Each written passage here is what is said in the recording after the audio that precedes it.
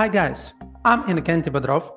I'm lead analyst and product owner at stand.com, international trading factoring scale-up. And also I'm an author and instructor of the IT Analyst course at KETUS. This 6-month course will give you a lot of practice to shaping your system and business analysis skills. That is, how to identify, elicit, describe system goals and requirements, how to design systems and applications.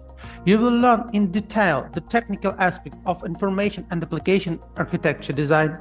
The learning track includes immersion in service, working with requirements, software design, API design, data analysis, database design, and maintaining the development process. Finally, homework assignment with detailed feedback from the instructors and the personal project will help you to practice and reinforce what you have learned on the webinars.